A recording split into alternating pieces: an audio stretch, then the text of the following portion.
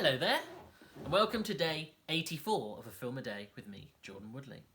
And today I am going back to the 60s to look at the debut feature of prolific British filmmaker Ken Loach with his film Poor Cow. As I said with the Empire of the Sun video, going back to an earlier work of a prolific industry influencing director it's quite interesting, and I'm glad that I've done it for Ken Loach specifically, because some directors have a real sense of identity even from the beginning of their career, or at least their first features, not to speak on their short films they would have done, which is now the more common trend for professional directors.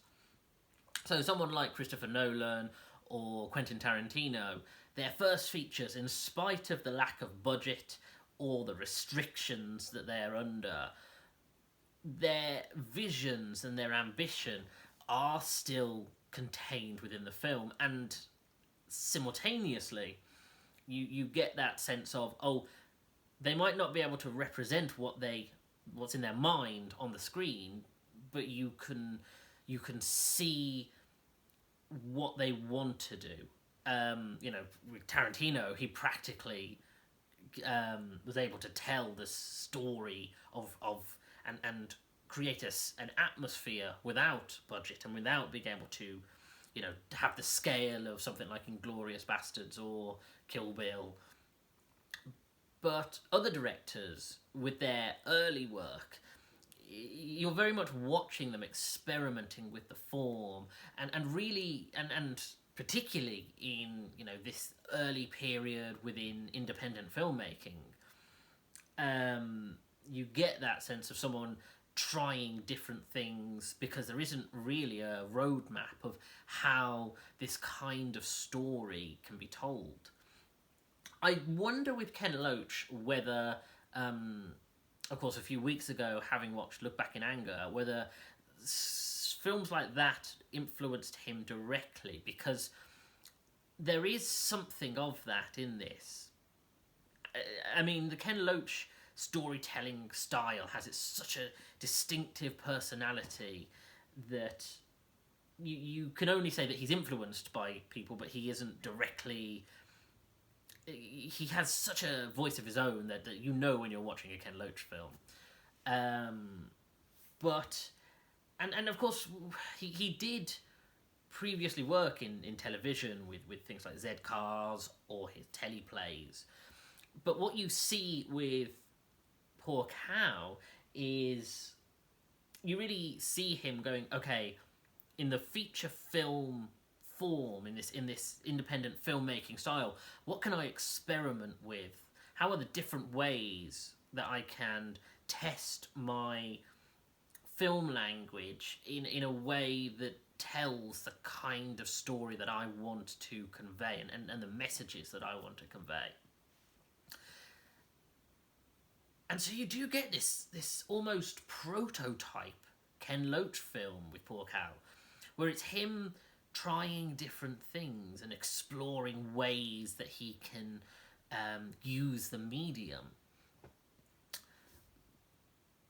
I mean, the story itself follows Joy, who's played by Carol White, and it opens with her giving birth to her son.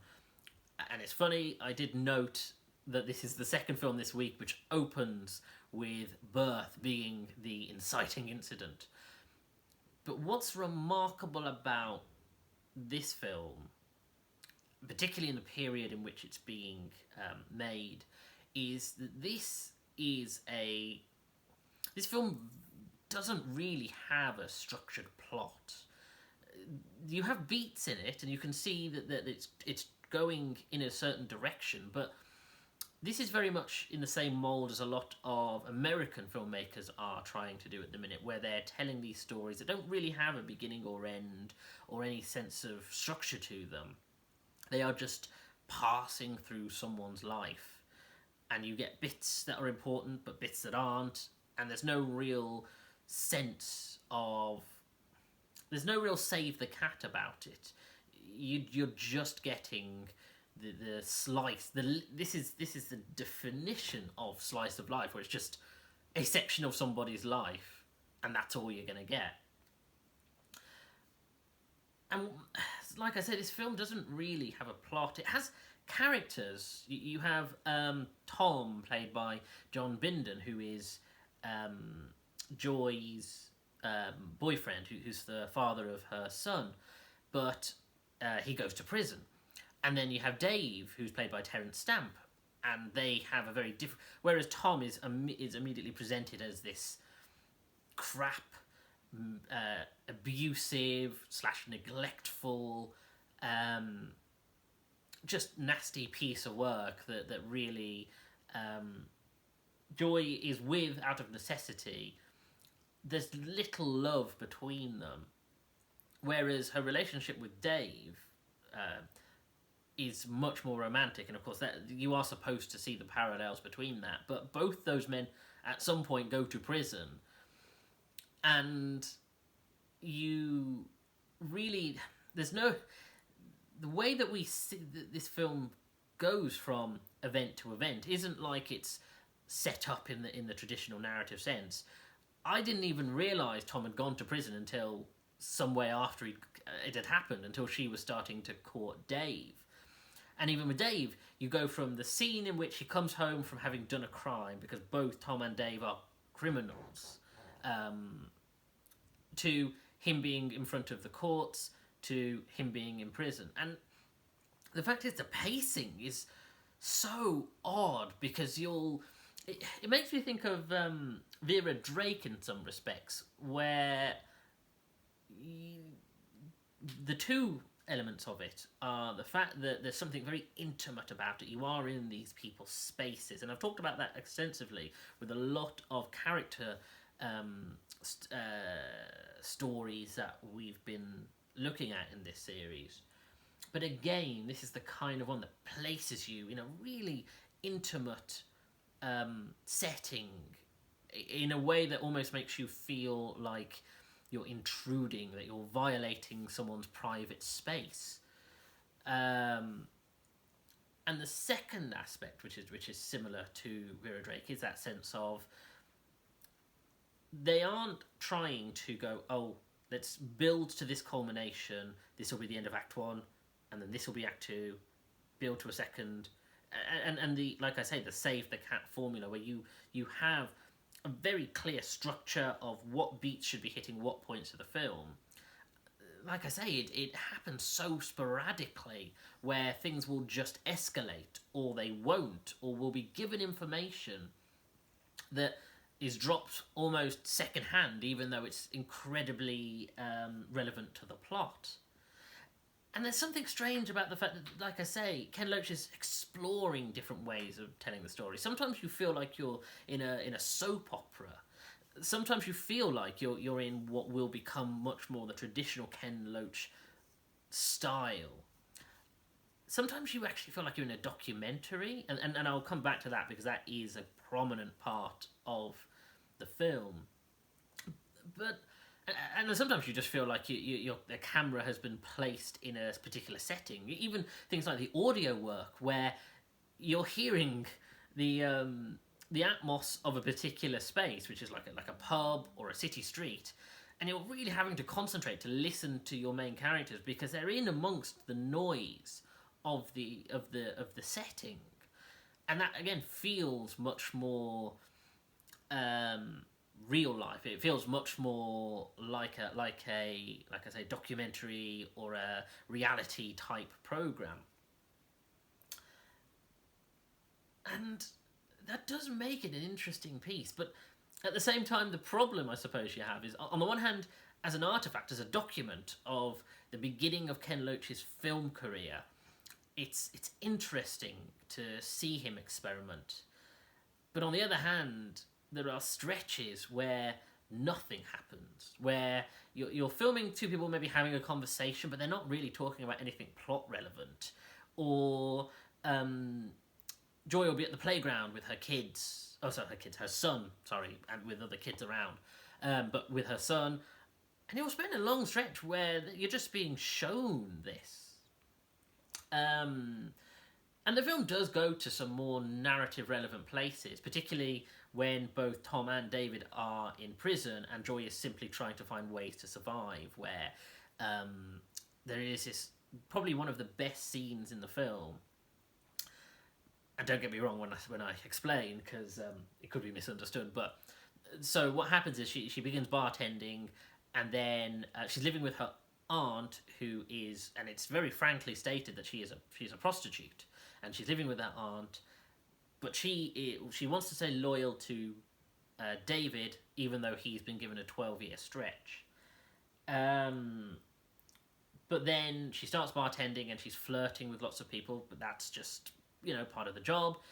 And then her friend convinces her to do some modelling, and it's in the modelling scene, and it's in this seedy photographers club where and the nature of the photograph starts fairly normal, a little bit questionable, especially as you're hearing snatches of these photographers talking to each other, but then it just gets that little bit seedier and that little bit more uncomfortable, even though between her and the photographers, they're joking, they're flirting. She doesn't look like she's uncomfortable. She's completely happy to do anything they're asking of her. But as a third party, you're watching this, and you're just aware of how, like I say, uncomfortable it is to sort of observe this, especially when it starts to become quite explicit, what they ask her to do. And then, of course, being Ken Loach, to sort of bring you back to earth and give it a bit of realism, it cuts to her son, who's at this stage only 5 or 6 with the aunt, and it, of course, sort of shows how gross it is and how exploitative it is to watch a scene like that, but knowingly so. And then, of course, from that, she goes into sex work, and as I say, you think, okay, well, that's going to be the plot, but remarkably, that almost feels like a thing we follow for a short period, and then because of other things that happen in the plot, she decides to stop doing that. And yeah, it's odd. It's odd because it's hard to get a handle on what, except for the fact you're supposed to be focusing on her as a character piece. You don't really know what you're supposed to be taking away from this. I mean, like I say, there's something documentary about it where you have title cards that keep coming in throughout the film of just text telling you information or lines that are either asking questions, and that feels, like I say, that's feels very experimental. There are times in which her and another character might be looking at photographs, and instead of showing them looking at the photographs, it puts the photographs on the screen. And yeah, it's odd. It's an unusual experiment.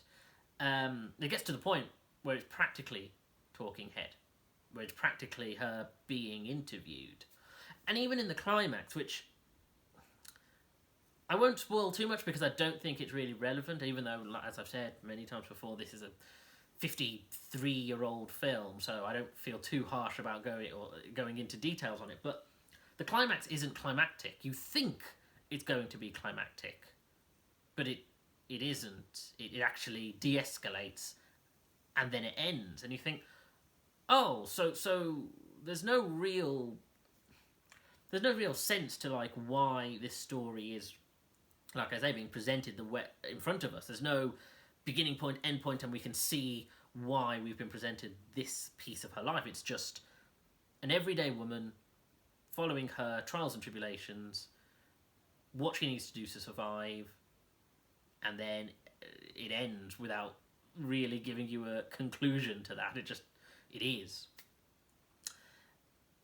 What's also remarkable is the fact that with this film, the cast it's one of those stories where, like I say, this film can slip into being a little bit boring at times because it's just nothing really happening or things being presented in a quite mundane way. But actually, if you look at the cast behind it, you could almost make a film about the making of this. For instance, John Bindon, who, like I said, plays Tom, he wasn't an actor before Ken Loach just met him in a pub. He was involved with crime, petty crime and gang related crime, to the point where he was associated with the Krays. There was a major trial involving the murder of a gangster called the Dark Incident, where which he was implicated in but was acquitted. And you think, oh wow, that whoever this, John Bindon, his story is quite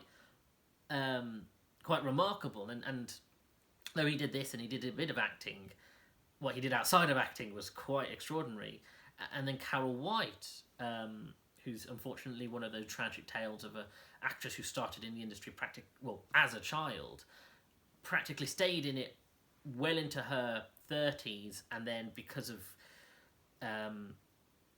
alcoholism and drug abuse, she unfortunately, her life came to an end in her 40s, and possibly as a consequence of the industry and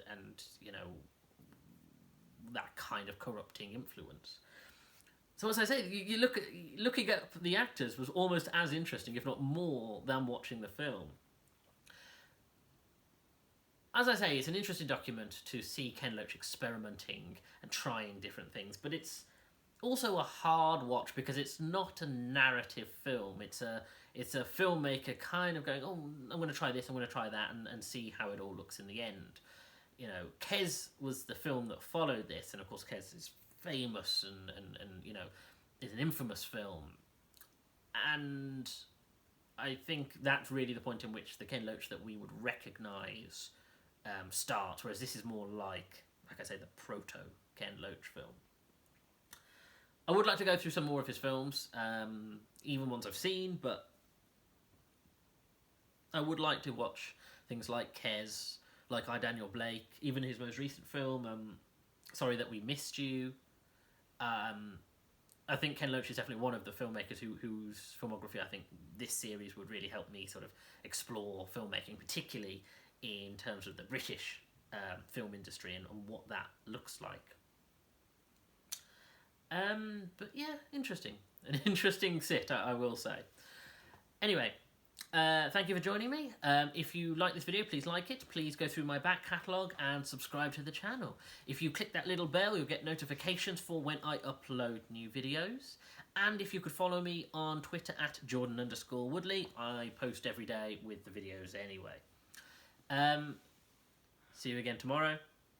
Take care.